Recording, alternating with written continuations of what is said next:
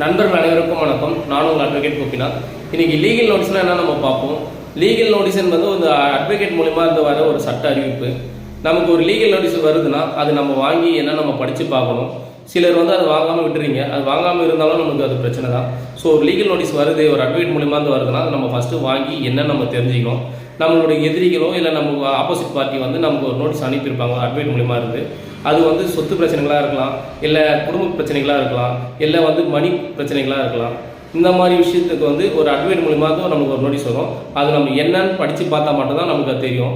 அது நீங்கள் ஒரு 15 டேஸ் ஒரு டைம், அந்த 15 டேஸ்க்குள்ளே நீங்கள் ஒரு அட்வொகேட்டை வச்சு அதுக்கு நீங்கள் பதில் தெரிவிக்கணும். அது நீங்கள் தெரிவிக்காமல் விட்டாலும் அதுக்கு நீங்கள் அட்மிட் பண்ணுறதா அர்த்தம். ஸோ அதனால் ஒரு நோட்டீஸ் வந்துச்சுன்னா அதுக்கு கண்டிப்பாக நீங்கள் என்னன்னு பார்த்துட்டு ஒரு பதில் நோட்டீஸ் நீங்கள் கொடுத்தே ஆகணும். அப்படி இல்லைனா நீங்கள் அது நீதிமன்றத்தில் தான் நீங்கள் அதை சந்திக்கிறது நேரிடும். ஸோ அதனால் இந்த மாதிரி பிரச்சனைகள் வரும்போதே நீங்கள் அட்வொகேட் மூலியமாகவே நீங்கள் முடிச்சுக்க பார்க்கலாம்.